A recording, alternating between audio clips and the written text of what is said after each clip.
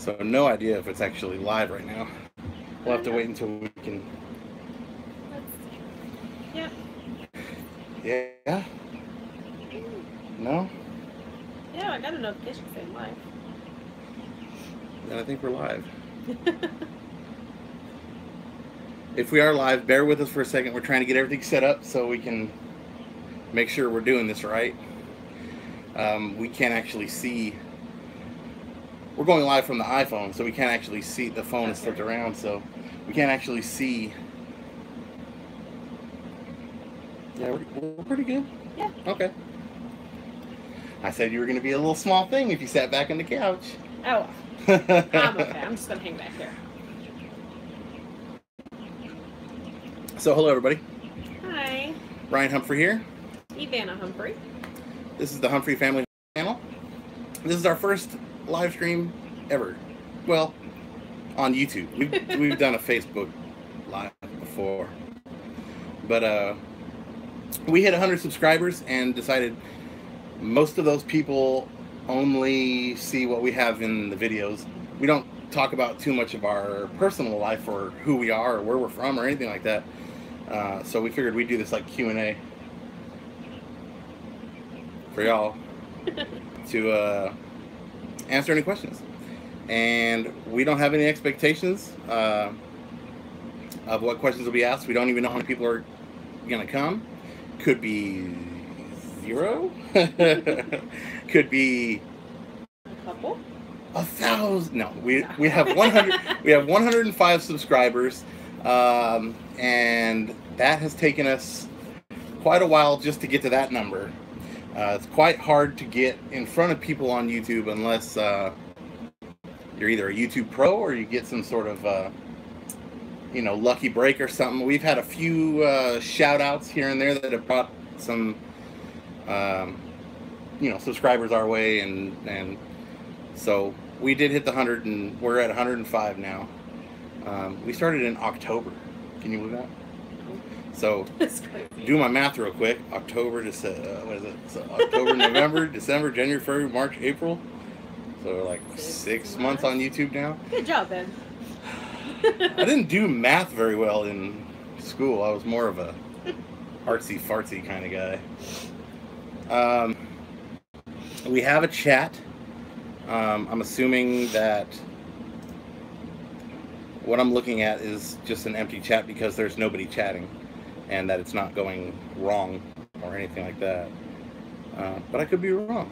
Is there a chat on your phone or anything like that? Not that I've seen. Here, let me take a look.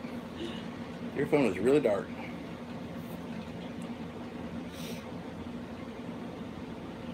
Oh, there it is. Oh, okay. Okay, yeah, so there is a chat. It's not working on my laptop right now. So, like I said, bear with us. We're still trying to figure this out. Hi, Pop Pop. Is Pop Pop watching? Yeah, he said hi, guys. My dad is watching. We have one moderator with us today. It's Bob. His name is Bob. I call him. I say Nash guy. Yeah, I call him Nash. Like when we're talking in the chats, or I see him over at the Our Wyoming live streams and stuff, and I call him Nash, and I'll probably continue to call him Nash as we go on. But his name is Bob. Okay, I thought it was Nash. But he's here and he's ready to moderate. So if anybody gets out of hand, which I don't particularly foresee anybody coming to this live stream and getting out of hand. But just in case. Just in case. And hopefully this will upload to our channel and people will be able to watch it later. And I do have a few questions. I'm gonna have to use your phone, I think. Nash is fine. I live in Nashville, Tennessee. Oh, okay. Yeah, I knew you lived in Nashville. I did not put it together that's why your name is Nash, guy. I'm an intelligent man, let me just tell you that much. It makes me nervous, but I'm going to have to go off of that to go... do we get into the questions? You want to just talk about right off the what we have bat? and that stuff first? Yeah. Like, just kind of give people more time in case anyone else wants to come. Yeah, you want to do that? Yeah. Go ahead. Oh no! Don't put me on the spotlight. No. Okay, yeah, go ahead. I don't. If you want to talk, you talk, because I will go on for hours by myself. I hear a kid. You hear a kid coming I out? hear a kid. We put the kids to bed. It's about bedtime. Maybe going potty. So, if it comes out, maybe we'll have him say hi or something. But well, so far we just have 3 cows. Well, technically calves. well, let's talk about us. Us. Well, I mean, because Well, let's see the cows and stuff. yeah. Well, I mean, I feel like they don't know us at all. They know that my name is Ryan because I start every video with my name, but we live in Texas. I'm not originally from Texas. She is. I'm originally from California, and I moved to Texas years ago. I don't even remember how many years it's been, but moved here and met her in Texas, and we got married. We have 4 kids. We have 3 daughters, and finally we got a little boy, which I was, I was feeling outnumbered. You're still outnumbered. Oh, me and him are definitely still outnumbered, but at least I got some backup now. But we're in a very, very small town.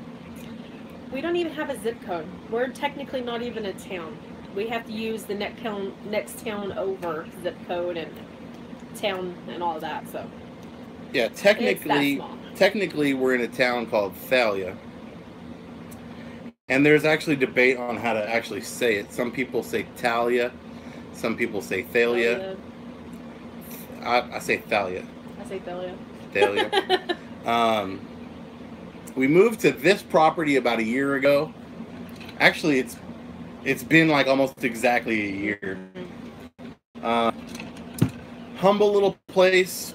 We have 4 fenced acres. And I keep doing that, and that puts my hand in front of your face. I keep doing it like this. We have 4 acres here, and so we had been talking before we moved here because we lived in town, and the most we ever had was dogs. And so we had been talking about moving out to the country and getting a start in ranching and farming and even homesteading. We are kind of a mixture of the 3, right? I mean, yeah. I have big aspirations of being a cattle rancher.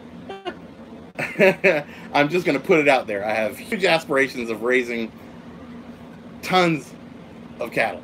It's going to take me a while to get there, but we have to start somewhere. We have chickens, which we started about 8 weeks ago with chickens. We bought them as chicks. And now they're plumpy little things. You want to talk about chicks?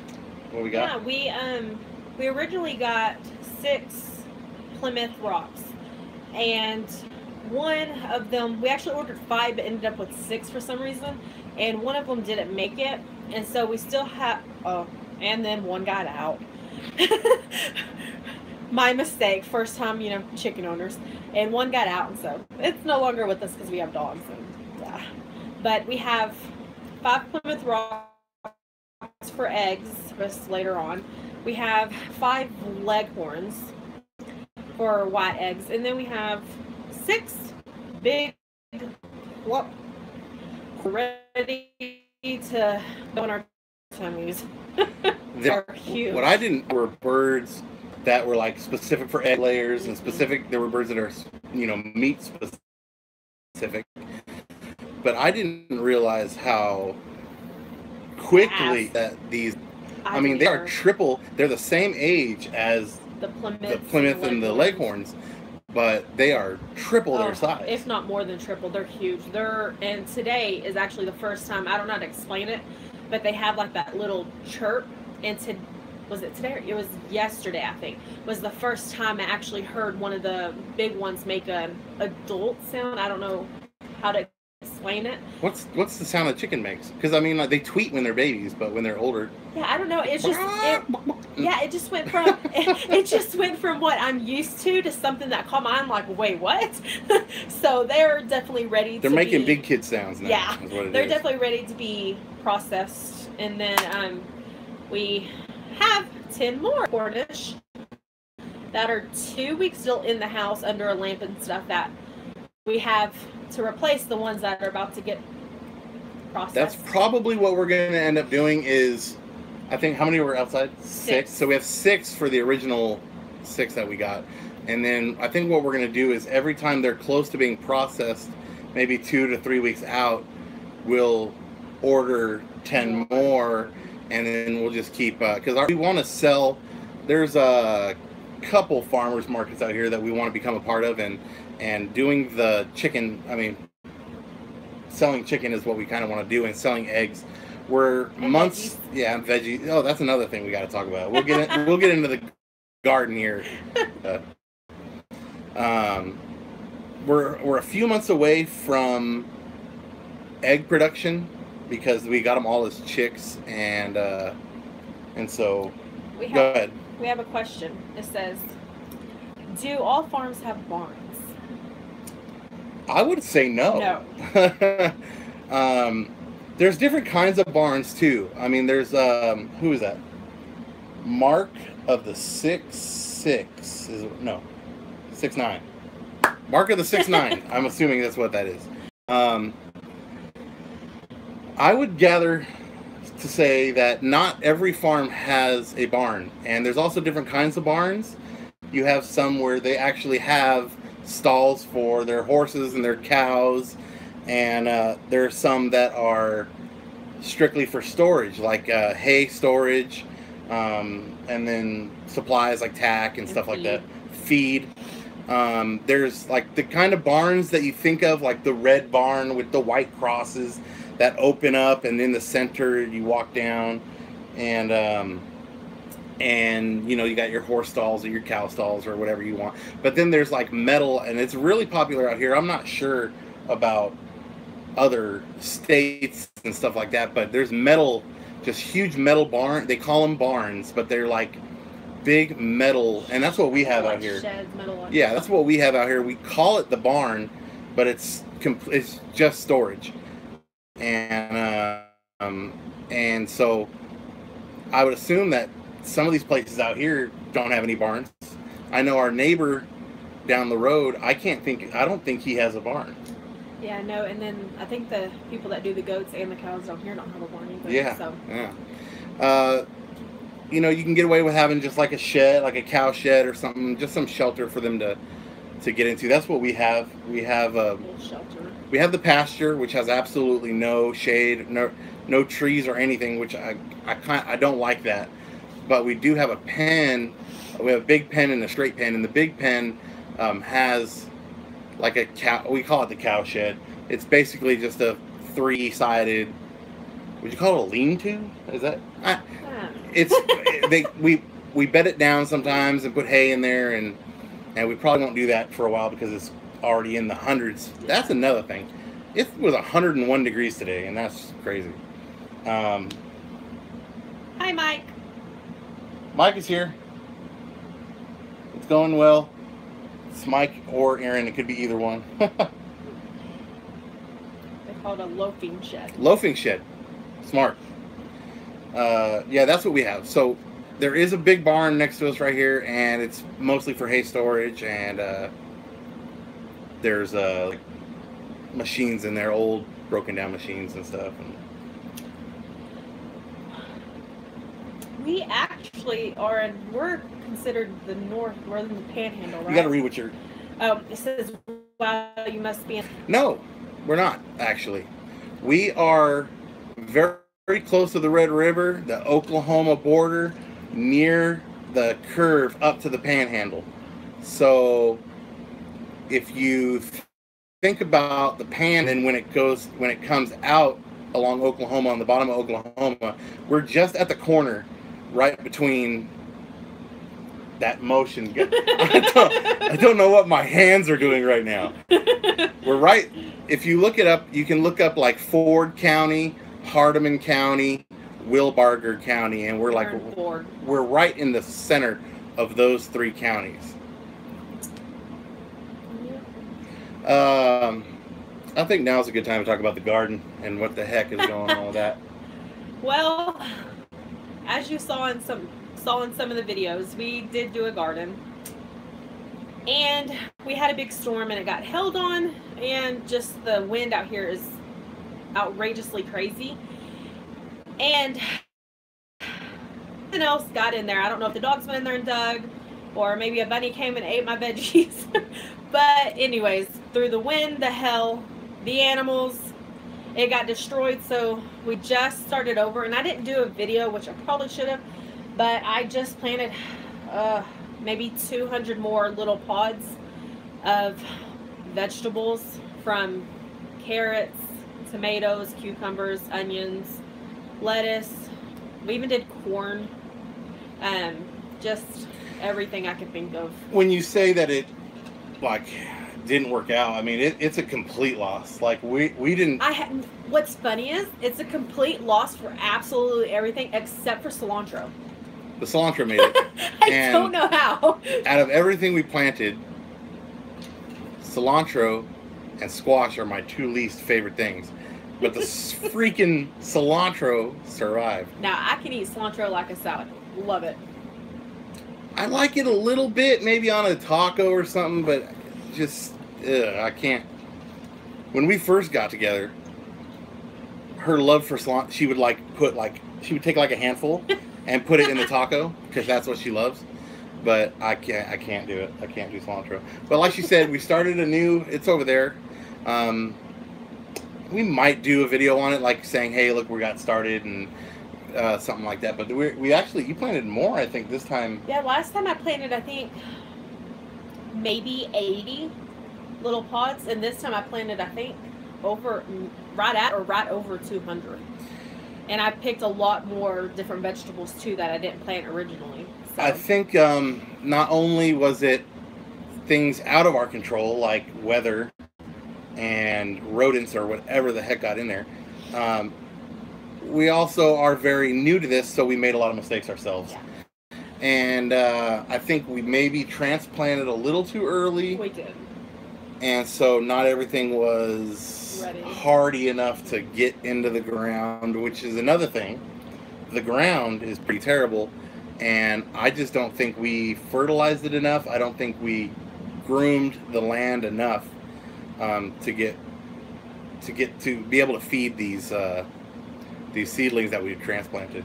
And yes, I am growing yellow squash. It's straight neck.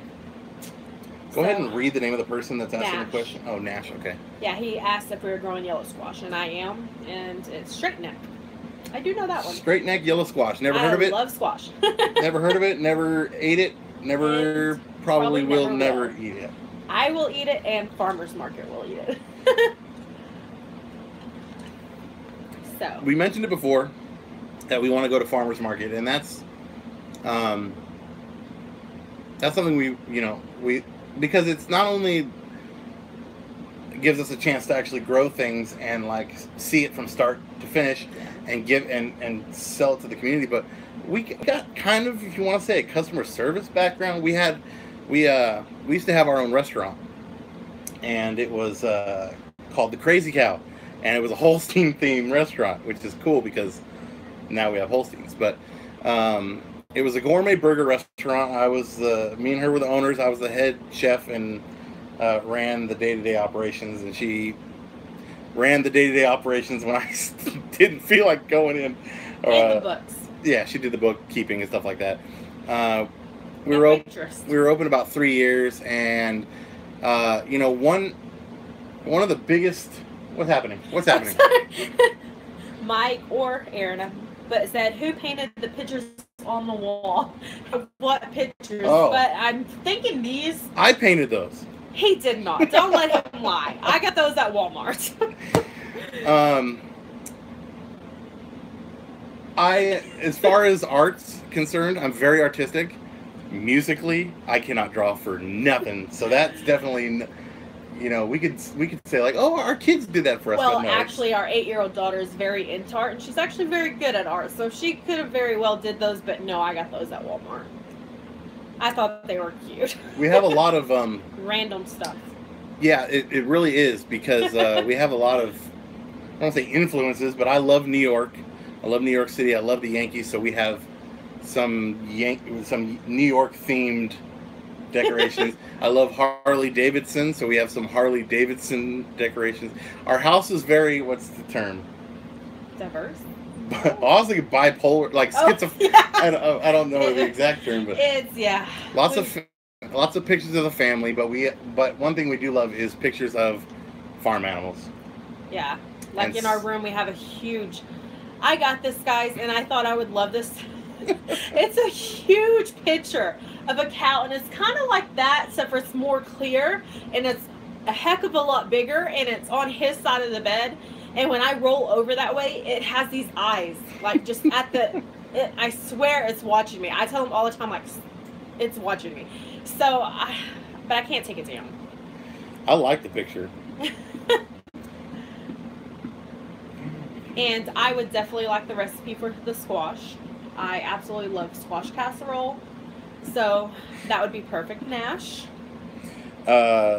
Painting by numbers is probably the I've done that. I only love it. type of painting or coloring that I could do. There is no way I could do like an outline of a cow on my own. I can trace like a champ. If you put a picture and then some paper on top of it, if I got the right lighting, I can give you a Picasso. What were we talking about a second ago? I don't know. We talked about the garden, right? We talked about the chickens. Oh, the farmer's market, restaurant. We loved that. So we had to shut the restaurant down. It was the biggest, and anybody who's getting into business or knows business knows that the most important thing about your business is location, location, location. And we had probably, well, here's the thing. It was in a very, very small town. And where are you going? The kids are in there laughing, and it's past their bedtime. Oh, okay. So our restaurant was in a very small town. We had a decent location in town, which was right on Highway 287, which is the main highway going from, like, New Mexico, Colorado, and that area to like Dallas and Florida. But you can't rely on just the traffic to keep you open. And the town has a population of, I'm just guessing, but maybe less than 2,000 people. And when you only can convert maybe a tenth of that into, regular customers, it just didn't sustain. We couldn't keep the doors open.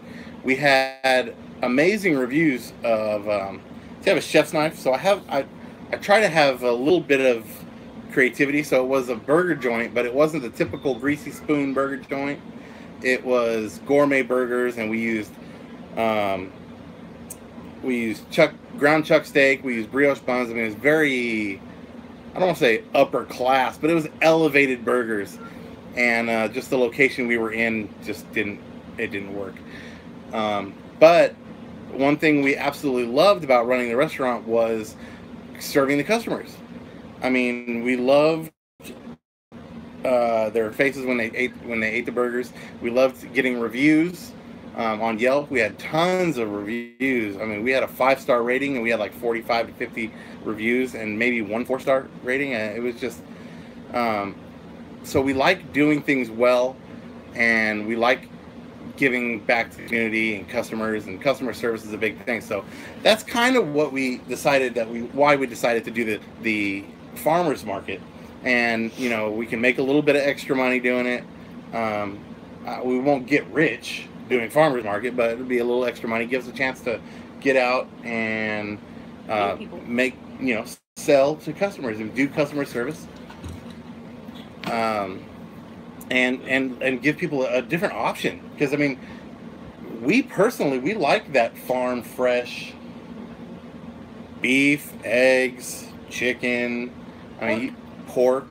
I mean, we like that. We like vegetables that are, you know, homegrown, and so to give people the option of having,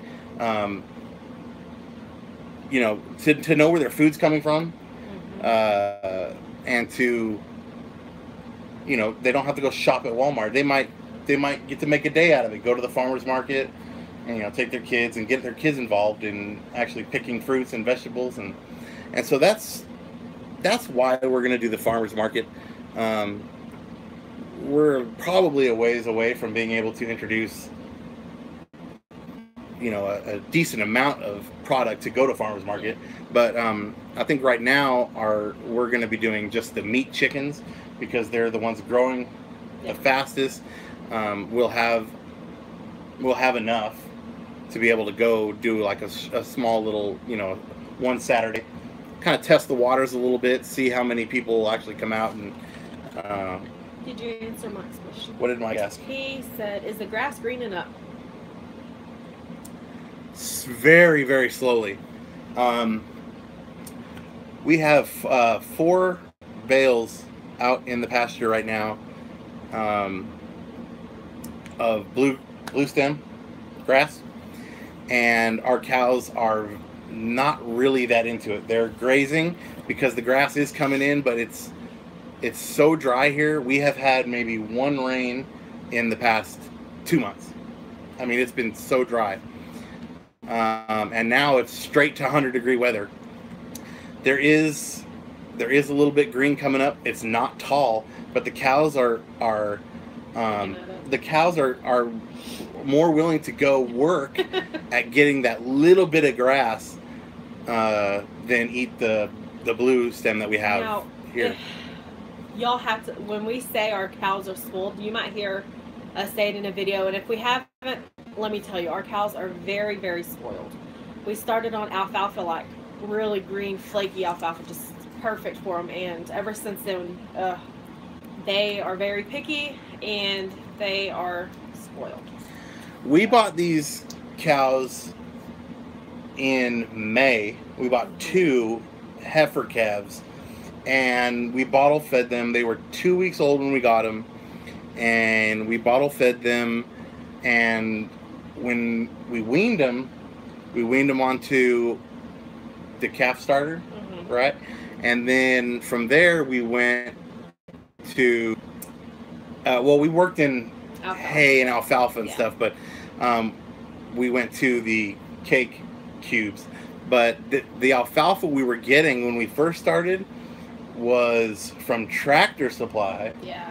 And it was this amazing high protein alfalfa, very green, very flaky, and it spoiled the cows. And then we realized we were spending too much on this Tractor Supply hay, and so we went around to our local area here, and a family who does their own alfalfa, and again, really high quality, very flaky.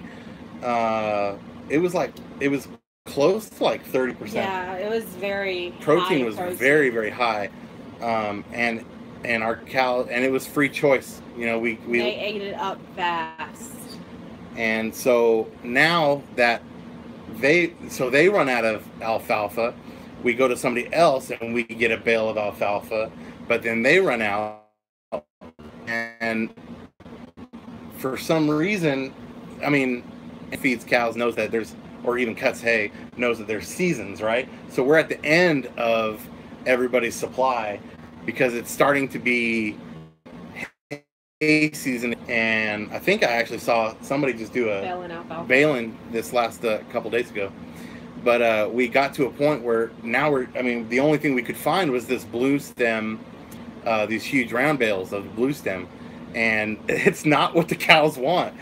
They eat it. It's obvious that they're eating it. They've demolished 1 bale already. If we had 4 alfalfa bales out there, as long as we had these out there, they would have been done with them and wanting more. And the 4 bells, they've only gone through 1.5. We expected these 4 bales to be gone in a month or just over a month, and I think we're approaching that now. Yeah. And there's still 2 full round bales they're left. They're still gaining weight. They're still healthy, and they give them cake. They get the protein supplement, the cake supplement. We try to do it twice a week, and so they're getting what they need. We have a salt lick out there. We have a protein. Well, it's a mineral block, and they get to licking on that and stuff. But like the question was, is the grass coming in? Well,